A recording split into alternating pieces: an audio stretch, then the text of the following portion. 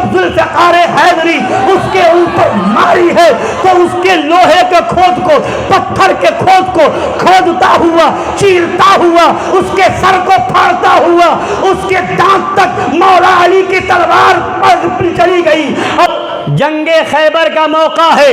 نبی نے خیبر پر حملہ کرنے کے لیے فوج کو روانہ کیا۔ حضرت سیدنا صدیق اکبر رضی اللہ تعالی عنہ کی سربراہی میں وہ لشکر گیا، جنگ ہوتی رہی، لڑائی ہوتی رہی، مگر خیبر فتح نہ ہوا۔ اب پھر اس کے بعد وہ جھنڈا حضرت سیدنا عمر فاروق اعظم رضی اللہ تعالی عنہ کو دیا گیا، ان کی سربراہی میں وہ لشکر روانہ ہوا۔ حضرت عمر کی سربراہی میں جنگ ہوتی رہی، لڑائی ہوتی رہی، مگر خیبر فتح نہ ہوا۔ اب وہ کئی دن ہو گئے، نبی نے لوگوں کو اکٹھا کیا، صحابہ کو اکٹھا کیا اور ارشاد فرمایا کل صبح میں یہ جھنڈا اس ہاتھ میں دوں گا جس کے ہاتھ پر اللہ نے خیبر کی فتح مقدر کر دی ہے، اور وہ اللہ و رسول کا محبوب ہے اور اللہ و رسول اس کے پیارے ہیں۔ وہ اللہ و رسول سے محبت کرتا ہے، اللہ و رسول اس سے محبت کرتے ہیں۔ اب جب یہ اعلان ہوا تو صحابی رسول کا بیان ہے، فرماتے ہیں رات بھر صحابہ میں بے چینی رہی، صحابہ میں تڑپ رہی، ہر صحابی تمنا کر رہا تھا کاش یہ جھنڈا مجھے مل جاتا، کاش یہ جھنڈا مجھے مل جاتا، کاش یہ صبح میرے نام کا اعلان ہو جاتا۔ حضرت عمر فاروق اعظم رضی اللہ تعالی عنہ ارشاد فرماتے ہیں اس دن سے پہلے کبھی میرے دل میں یہ شوق نہ ہوا کہ مجھے جھنڈا ملتا اور لشکر کی سربراہی ملتی، مگر آج کی تاریخ میں میرے دل میں بھی یہ خواہش پیدا ہوئی تھی کاش کہ یہ جھنڈا مجھے مل جاتا۔ اب صحابہ بے چین ہے، راتوں میں چرچا ہو رہا ہے کسے ملے گا، کسے ملے گا، کسے ملے گا۔ صبح ہوئی، نبی کی بارگاہ میں صحابہ موجود ہے، نبی نے مجمع پر نظر کی، صحابہ کی جماعت کو دیکھا، اب اس کے بعد ارشاد فرمایا این علی بن ابی طالب، علی بن ابی طالب کہاں ہیں؟ لوگوں نے بتایا یا رسول اللہ علیہ الصلوۃ والتسلیم انہیں آشوب چشم کا مرض لاحق ہو گیا ہے،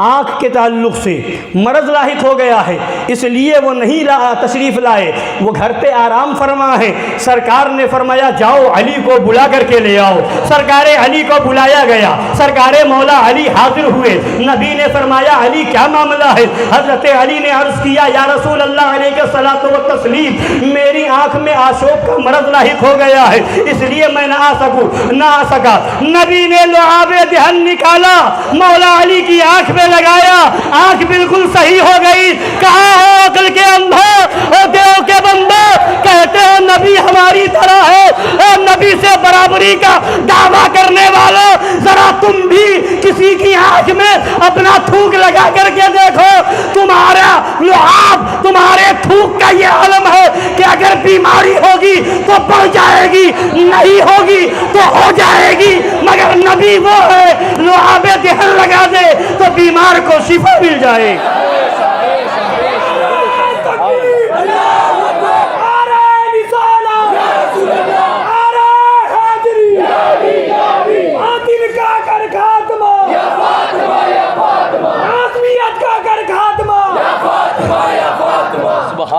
شافی و نافی ہو تم، کافی و وافی ہو تم، درد کو کر دو دوا تم پہ کروڑوں درود، تم ہو شفائے مرض خلق خدا خود غرض، خلق کی حاجت بھی کیا تم پہ کروڑوں درود۔ پھر اس کے بعد وہ جھنڈا سرکار مولا علی کے دستے مبارک میں دیا گیا، اور چونکہ یہاں پر صحابہ میں بے چینی اس لیے تھی کہ یہاں 3 بشارتیں مل رہی تھی۔ ایک تو نبی نے بشارت دی تھی، خوشخبری دی تھی کہ اسی کے ہاتھ میں جس کو جھنڈا دوں گا اسی کے ہاتھ پر خیبر فتح ہوگا،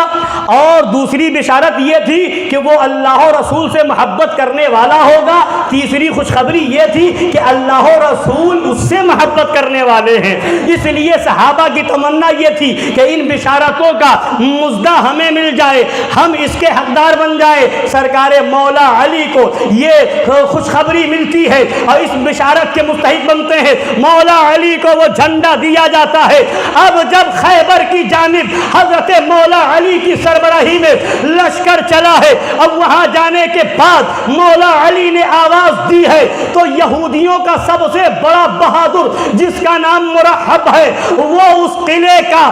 قلعے پر کھڑا ہوا تھا، اور اس کی وجہ سے لوگ اس پر قابو نہیں پا رہے تھے۔ بہت بہادر آدمی تھا، یہودیوں کا سب سے بڑا بہادر پہلوان مرحب تھا، اس کو لوگ اس کے اوپر جلدی قابض نہیں ہو پاتے تھے، اس کے اوپر لوگ جلدی غالب نہیں ہو پاتے تھے۔ یہ عالم تھا اس کے دبدبے کا، اس کی طاقت کا، اس کی قوت کا۔ سرکار مولا علی رضی اللہ تعالی عنہ نے جب پہنچ کر کے آواز دی ہے تو بڑے تمطراق کے ساتھ اس نے باہر نکل کر کے ایک شعر پڑھا رجزیہ، اور اس کے بعد جا کر کے مولا علی پر اس نے وار کیا۔ مولا علی نے بھی شعر کا جواب شعر میں دیا، اور اس کا مفہوم یہ ہے کہ میری ماں نے میرا نام حیدر رکھا ہے، حیدر کا معنی شیر ہوتا ہے، اور میں جنگل کے شیروں کا کچھار کا شیر ہوں، اور سنو مجھ پر قابو پانا آسان نہیں ہے۔ جیسے ہی مرحب نے حضرت مولا علی پر وار کیا، حضرت مولا علی نے اس کے وار کو بیکار کیا، اور اس کے بعد گھما کر کے جب ذوالفقار حیدری اس کے اوپر ماری ہے تو اس کے لوہے کے کھود کو، پتھر کے کھود کو کھودتا ہوا، چیرتا ہوا، اس کے سر کو پھاڑتا ہوا، اس کے دانت تک مولا علی کی تلوار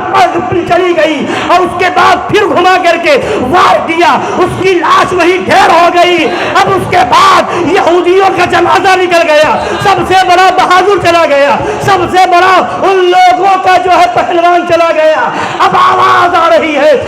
شیر شاہ مردہ، شیر یزدہ، قوت پروردگار، لا فتح الا علی، لا سیف الا ذوالفقار۔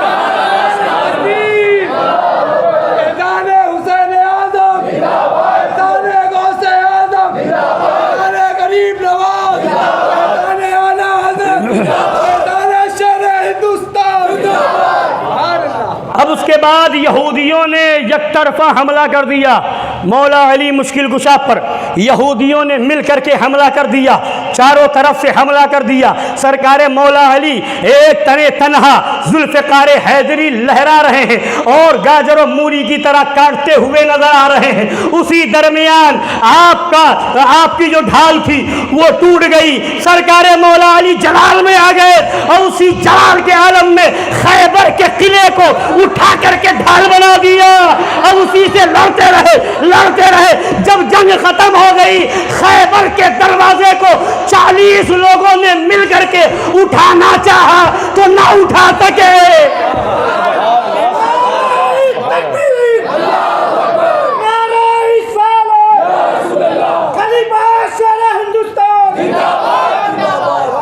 چالیس لوگ جس خیبر کے دروازے کو اٹھا نہ سکے مل کر کے، مولا علی نے اکیلے ایک ہاتھ سے اٹھا کر کے اسے ڈھال بنا لیا تھا۔ جنگ کرتے جا رہے تھے اور لوگوں کے حملے کو اسی پر روکتے جا رہے تھے۔ اندازہ لگاؤ اور نبی کو بے بس کہنے والا، جس نبی کے پیارے کی طاقت کا یہ عالم ہے، اس نبی کی طاقت کا کیا عالم ہوگا؟